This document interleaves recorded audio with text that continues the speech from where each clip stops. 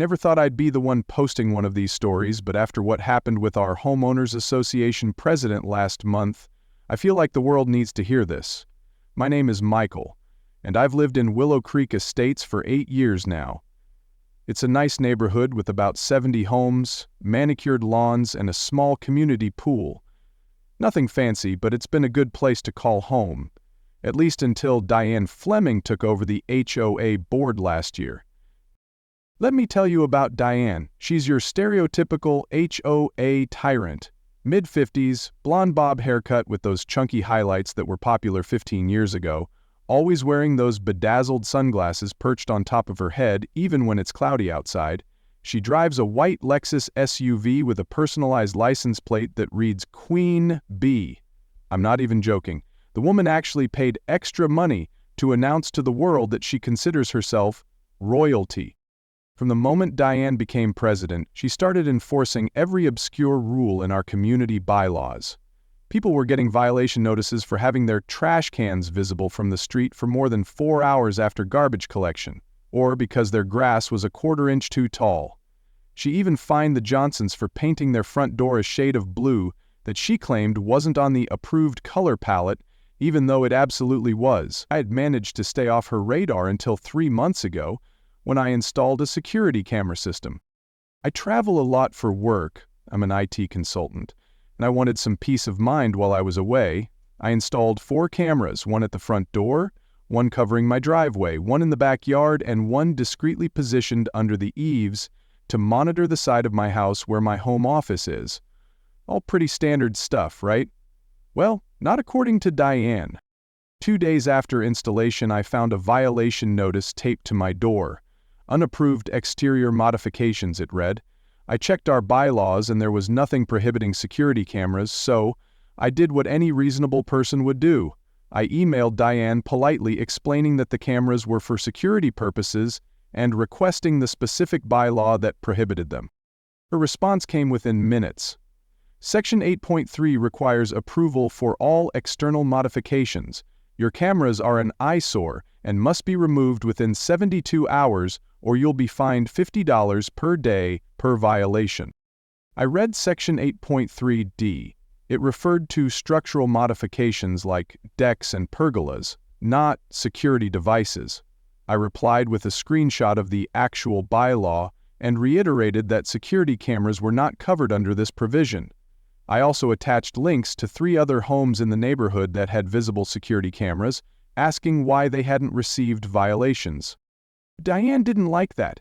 She called me that evening, her voice dripping with that artificial sweetness that barely conceals contempt.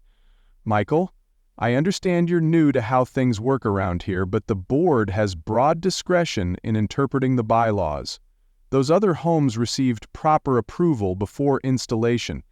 You didn't follow procedure. I wasn't aware there was a procedure for security cameras, I said. Could you point me to the form I need to fill out? There was a pause. I'll have it sent to your email, but frankly, those cameras are positioned to invade others' privacy, and that's something we take very seriously at Willow Creek. I explained that my cameras only captured my property, not anyone else's, but I'm happy to adjust any angles if there are specific concerns, I added, trying to be reasonable. Just fill out the form, she snapped, before hanging up. The form arrived an hour later. It wasn't an official document at all, but a Word file Diane had clearly just created. It asked for ridiculous details including the brand, model, and serial numbers of each camera, the exact angle of view in degrees, the resolution, storage capacity, and, this was the kicker, a requirement that I provide the board with access to the video feed for monitoring compliance purposes. That was a hard no from me. I replied that I would not be sharing access to my private security system with the HOA board, but I would be happy to provide photographs showing the camera angles if privacy was genuinely the concern. I also pointed out that there was no precedent for this level of disclosure for other security systems in the neighborhood. 2 days later, I returned home from a 3-day business trip to find an official-looking letter from the HOA's attorney threatening legal action if I didn't remove the cameras or comply with the established procedure. This was getting ridiculous, but I wasn't backing down. I consulted my own attorney who confirmed what I already suspected. The HOA was overreaching, and they knew it.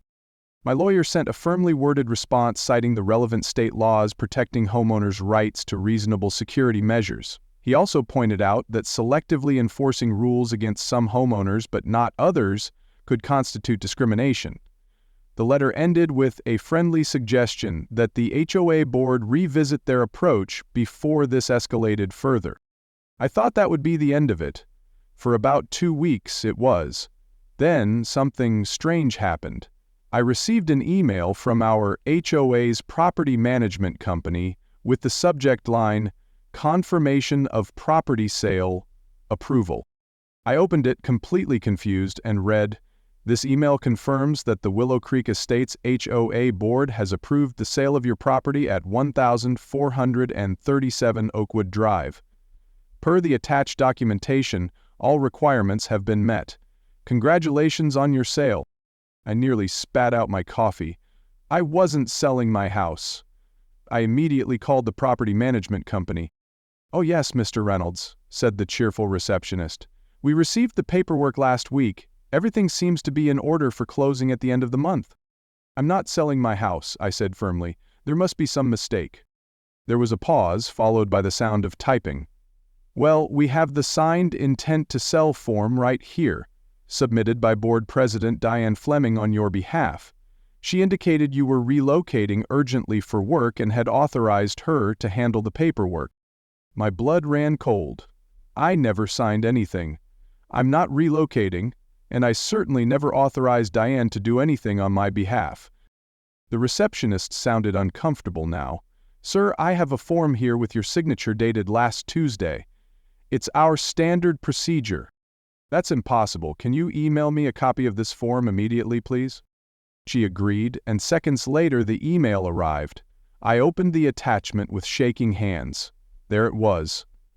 A completely fabricated intent to sell form with what appeared to be my signature at the bottom, except it wasn't my signature. It was close, but definitely forged. Whoever did this had probably used my signature from another HOA document as reference. I was livid. This wasn't just HOA pettiness anymore, this was fraud. But before I confronted Diane, I needed proof. I pulled up the security footage from the side of my house, where my home office window is visible. I scrolled back through the recordings from last Tuesday, the date on the forged document, and there it was. At 2:17 p.m., when I was in a client meeting downtown, my security camera captured Diane walking along the side of my house, stopping at my office window and peering inside. She tested the window, thankfully it was locked, then moved out of frame. About 20 minutes later, she reappeared, this time with what looked like papers in her hand, looking distinctly frustrated. I kept searching through footage and found another clip from my front door camera. It showed Diane approaching my front door around 2:45 p.m., trying the handle, then using what appeared to be a credit card to attempt to slip the lock. After several failed attempts, she looked around nervously and left. The implications were staggering. Diane had not only forged my signature, but had attempted to break into my house, presumably to make it look more convincing or to gather information. I immediately called my attorney and emailed him the footage along with the forged document. "This is serious criminal activity," he said gravely. "You need to call the police immediately." I did exactly that, but I also wanted to understand the bigger picture. Why would Diane be so desperate to get me to sell my house? I called a realtor friend and asked her to check if there were any pending developments or property deals in our area. "Actually, yes," she said after looking into it. "There's a developer who's been buying up properties in Willow Creek. They're offering about 15% above market value because they need a certain percentage of the neighborhood to build some kind of luxury Things were starting to make sense. I did some digging and discovered that the developer needed to acquire at least 65% of the properties in our HOA to proceed with their plans. They were currently at 64%, according to public records. My house could be the tipping point, and I'd bet anything that Diane was getting some kind of kickback for facilitating these sales. The police took my report seriously, especially after seeing the video evidence. They advised me to act normal while they investigated, so I decided to attend the monthly HOA meeting scheduled for the following evening. I wanted to see Diane face to face. The meeting was held in our community center, a small building near the pool. About 20 homeowners showed up, which was more than usual. I sat quietly in the back as Diane ran through the agenda items with her typical condescending efficiency. Then came the section labeled Property Updates. "We're pleased to announce that we've reached a significant milestone," Diane said, her voice brimming with artificial enthusiasm. "With the recent approval of the sale of 1437 Oakwood Drive," she nodded in my direction with a tight smile, "we've now had 65% of our community homeowners choose to sell to Meridian Development Group." Several people turned to look at me, confusion evident on their faces. I had lived here for years and had never mentioned selling. Before I could respond, an older gentleman named Frank spoke up. "What exactly does that mean for those of us who don't want to sell?" he asked. Diane's smile didn't waver. "Well, Frank, according to our bylaws, once we reach the 65% threshold, the board can vote to dissolve the current HOA structure and approve the redevelopment plan. Those who haven't sold will receive fair market value offers, of course." A murmur ran through the room. This was news to most of us. I stood up slowly. "I have a question," I said, my voice steady despite my racing heart. "When exactly did I approve the sale of my home?" Diane's smile faltered slightly. "Michael, we received your intent to sell form last week. It's all been processed." "That's interesting," I said, considering I never signed any such form, and I have no intention of selling my home. The room went quiet. Diane's face hardened. "We have your signature on file, Michael. If you've changed your mind, there's a procedure for that, but at this point it may be too late to halt the process." "You mean the process where you forged my signature after attempting to break into my house? That process?" I pulled out my phone and held it up. "Because I have video evidence of you trying to enter my property without permission last Tuesday, the same day this mysteriously signed form is dated." The color drained from Diane's face. Some people gasped. I continued, my voice growing stronger. "I've already filed a police report for forgery and attempted breaking and entering. I've also contacted the State Attorney General's office regarding what appears to be fraud related to property development." I looked around the room. I wonder how many other signatures might have been forged.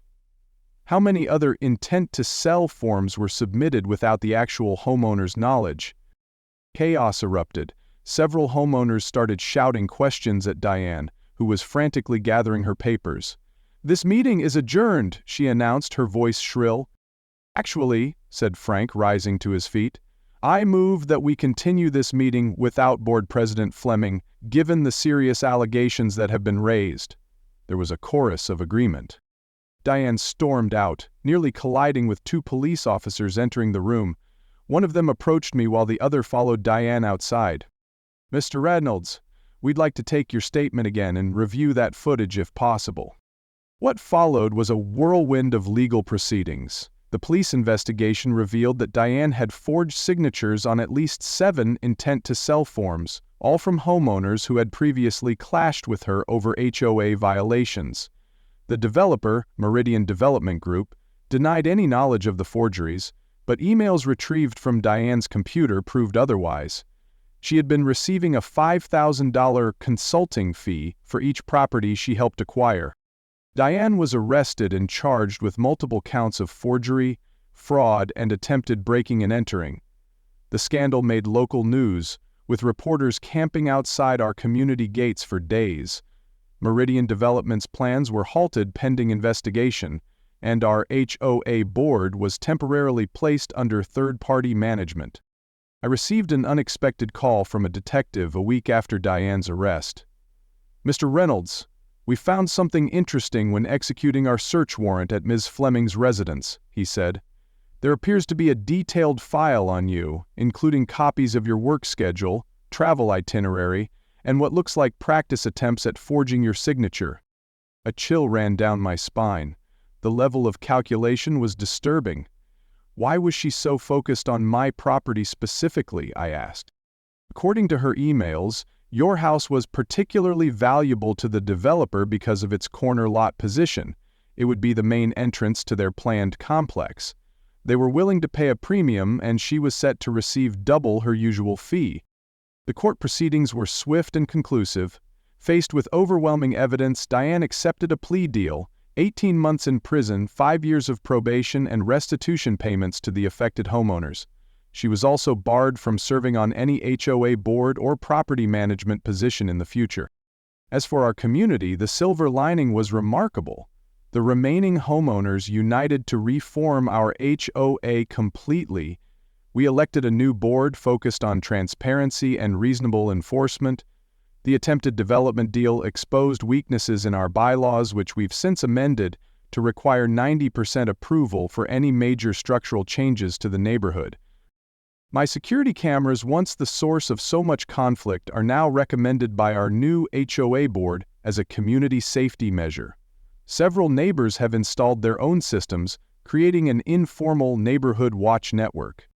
The most satisfying moment came during our first post-Diane community gathering, a barbecue by the pool. Frank, who had been elected our new HOA president, raised his glass in my direction.